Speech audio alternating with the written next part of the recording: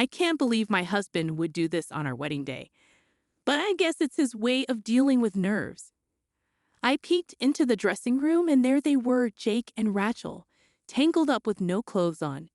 Emily's whole happily ever after wedding display is just cruel. What's the main attraction anyway? Saying it's not me? It's ironic because Emily doesn't look like the star either. No matter how much she dresses up, she's just a plain Jane making a spectacle of herself. I was the one caught up in the wedding fever until now. My heart was racing, but seeing Jake and Rachel, it suddenly calmed down. Rachel looks more fitting in her indecent state than any white dress. They've insulted me enough, so why not make them today's main attraction? My name is Olivia Miller, and I'm 32 years old. I met him at a social gathering, and after a year, he finally proposed. Not in a fancy restaurant with a sparkling diamond ring, but in our usual pub. His name is Jake. We are both straightforward people. Let's keep this going. We toasted with beers, and even though he proposed, we didn't get married right away. He respected my wish for a modest wedding, so we planned it for a year later. Touring various wedding venues and bridal fairs was a fresh and fun experience. Being called groom and bride made us blush and smile at each other. I had heard about it, but I never realized you can't just rush into a wedding right after deciding to have one. Yeah, I thought a year later was way too far, but it's actually okay, right? And the cost we thought was a joke turned out to be real. There's a reason the wedding is set for a year later. Here's this month's share. Thank you. You got it. Thanks. I handed over $1,500 to Jake. He quickly counted the bills and pocketed the money. This is for our wedding in a year. We each contribute $1,500 every month, and by the end of the year, we should have saved up around $40,000. Jake's in charge of managing it. $1,500 a month is a lot, but we can do it because we both live with our parents. By the way, which venue looks good to you? I guess your mom's place is nice, right? Actually, my mother works at a wedding venue. I was worried Jake would feel awkward at my mom's workplace, but he was the one who insisted on it. The venue was really nice, and it's a big help that they'll give us the family discount. Jake's practical like that. This is how our wedding preparations went smoothly. We've already met each other's parents. We wanted the atmosphere to change completely. No way Jake's getting married for real. That's hilarious. As usual, I was visiting my in-laws when she barged in without introducing herself. She pointed at me and laughed. Is this who you're marrying? Well, I guess that's about right for Jake. She's a young and cute girl with soft curls and glossy lips. In contrast, I was in a hoodie and barely any makeup since I wasn't going anywhere. Her words made me angry, but I wasn't dressed to talk back with confidence. It was frustrating, but I was annoyed inside. After Jake and the girl left, my in-laws apologized. Olivia, we're so sorry. Rachel doesn't think before she speaks. She's always treated Jake like a little follower since they were kids. Maybe she's upset you're taking him away. A cute little girl's follower, huh? Is that why he couldn't stand up for me? Because he can't go against the boss. Ridiculous for adults. I'm not in the wedding planning. Hey, Jake, don't you think these flowers are nice? Yeah, that's nice. Jake was flanked by two women. One was chirping away with suggestions, clearly enjoying herself. Yet, she was an outsider, and there I was, the actual bride-to-be, wearing a gloomy expression. It felt like a bizarre scene. The wedding planner with a vague smile nodded along to Rachel, trying to include me by saying, "The bride thinks," but was drowned out by Rachel's excited voice. After a while, Rachel glanced back and forth between us. You wanted to dress up and have everybody make a fuss over you, didn't you, Jake? Jake was an alien too. Even though he seemed so normal up until a moment ago, I can't wrap my head around this. It's cool. I love organizing events. I often do barbecues and Christmas parties with friends. Leave the wedding planning to me. You're awesome, Rachel. I'm counting on you. Yeah, I guess at this rate, my wedding will become Rachel's thing. I wanted to scream, "No, I hate this," but no voice came out. The more I panicked, the more my throat closed down a bit. Yes, sorry, thank you. Then your companion should be leaving, right? Eh? Oh, yes. My mother was smiling sweetly, yet there was a strong pressure about her. She forcefully sent Rachel home that evening. My mother was shaking her head in disbelief, worried about us. Jake seemed like such a serious guy, right? Bringing a woman who looks like a mistress to the wedding planner. What's gotten into him? Jake is Rachel's underling. After I explained that Rachel was my cousin and the dynamics between them seemed bored, he would only respond with, "I think it's fine," to anything asked. Eventually, even his tuxedo was left up to me with a careless, "Do whatever you like." Not just in the planning, but generally, he's been pretty indifferent towards me. Maybe the reality of marriage is bringing up all sorts of anxieties. We're probably both experiencing cold feet. I remember my mother once said many couples fight before the wedding. It's understandable since it's a big change. We're supposed to overcome these little bumps. Why haven't you two done your makeup or gotten dressed yet? You're so plain. I didn't even notice, laughing. Rachel was in a stark white dress and a mini skirt above the knee.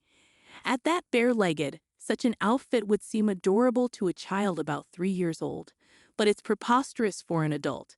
She said she came early to get her hair set at the venue, but still, it was too early. I couldn't help but suspect she was here to mock us. Hey, isn't my dress cute? I might even be mistaken for the bride. As we walked down the hall, I stopped in front of the relatives' room. The bride and groom's room is a bright and all-white space. It's luxurious with a bed and a bathroom. Even in the back of the makeup room, we aren't going to stay overnight. When would we even use this? Jake and I have laughed about it. On the other hand, the relative's room had a more subdued brown palette. I became curious about that relative room and quietly opened the door. First, I saw the counter where drinks for hospitality would soon be arranged. It was a tight space, but I didn't need to see to understand what nasty things Rachel was up to from the sounds alone. But the other boys? That should be someone I don't know. This is the best way to relax before the big moment, isn't it? That was unmistakably Jake's voice. I collapsed on the spot, limp in a daze. I peeked into the next room. No mistake about it. Jake and Rachel were entwined naked, Jake burying his face in Rachel's chest. Ready for one more time? Are you sure we have time? Is the groom supposed to be doing this?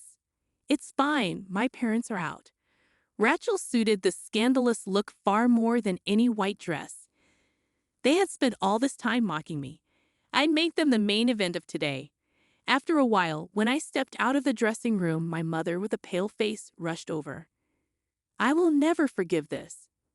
When I said this firmly, my mother nodded solidly. 20 minutes later, why is Jake trying to forcefully open the door to the family waiting room? But it shouldn't open. I borrowed the key from my mother and locked him in. I even rigged a party. No wonder behind me were all my relatives, Jake's relatives, and even the wedding venue staff. What's the matter? Rachel, popping her head out, seemed to have sensed the tense atmosphere. She tried to pass it off with a thin smile. What's going on, everyone? I was just taking a little tour of the wedding venue, and it seems I got locked in. I was really in a bind. She started making excuses without anyone asking. Jake's relatives opened their mouths with a look of dissatisfaction. We got a call from the groom. They all had their eyes wide open. Jake first tried to grab me by the collar, but then, seemingly conscious of the people around, he awkwardly put his arm around my shoulder. What are you talking about?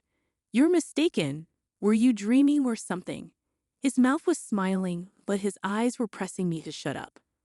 It was like being glared at by a snake, and it was scary, but I continued expressionlessly. It's not a mistake. I saw it. That's why I locked the two of them in this room. Olivia, don't tell lies. Jake's mother was looking my way. They're probably bad-mouthing me.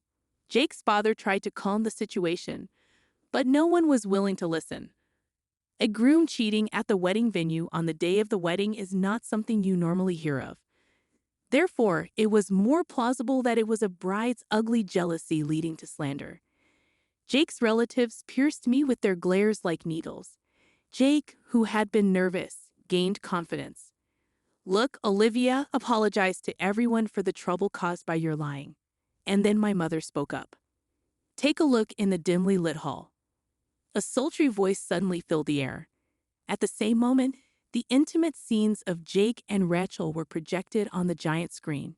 Screams erupted from all around. Rachel stood in front of the screen, yelling, "Stop it, turn it off." The scandalous affair was exposed for only a few seconds, but it made for the most exciting entertainment. Now, I wonder who's lying? I asked in the silent hall. Sarah, do you intend to be the bride in that pure white dress?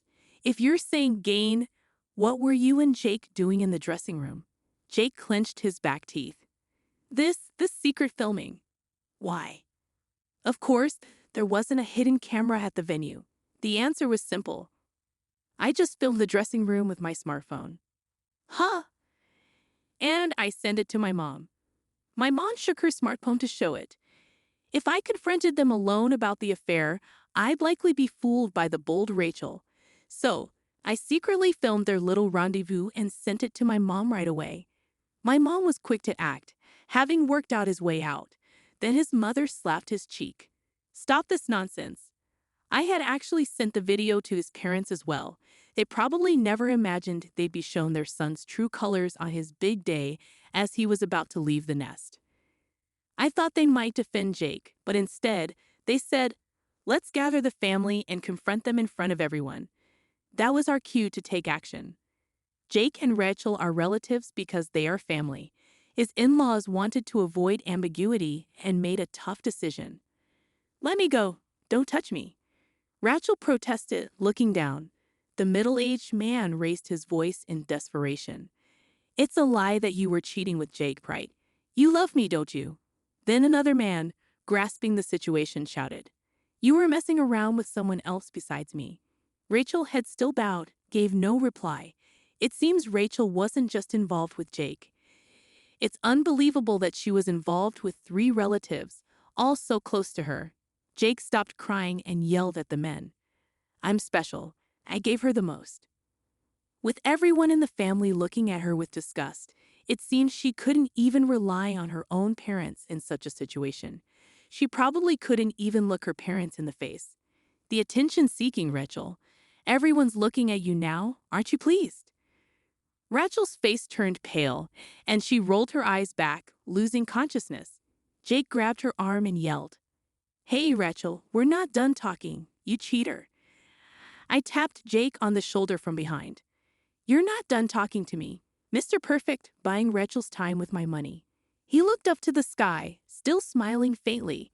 When he mentioned transferring $1,500 to Rachel each month, it clicked. That was exactly the amount I had been giving him for our wedding savings. How could I forgive him for funneling our future happiness into his selfish desires? Please forgive me. Jake looked at me with tearful eyes, repulsive.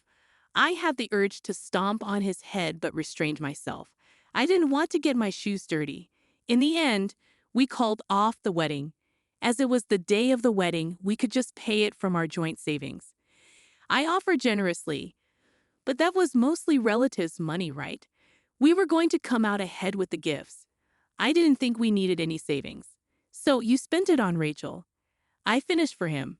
To Rachel, Jake was normally not someone she'd consider dating, but with the wedding looming, she must have felt a sense of loss. It turned out she had seduced him. Are you sure you want to marry such a plain Jane? His mother yelled. What I had been feeling, my parents apologized profusely to me. Jake was dragged back home by my father-in-law. Later on, through a lawyer, I demanded compensation from both Jake and Rachel. The adorable Rachel was apparently the idol of her relatives. Her parents doted on her as well. Even if their beloved daughter messed up, as long as money could solve the problem, her parents might have covered for her. But Jake ran out of patience after the horrendous spectacle. They were left with no places to go. Now that Jake and I were no longer engaged, they could be together openly. Yet all they did was blame each other.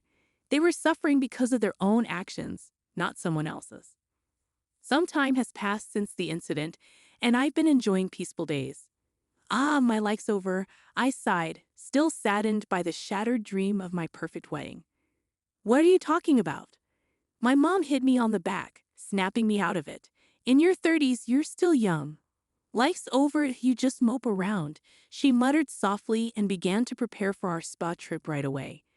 Always strong, always dependable. That's my mom. I realized I'm still protected by her. I haven't given up on the dream of marriage yet. I'll build a bright home and become a mom just like her.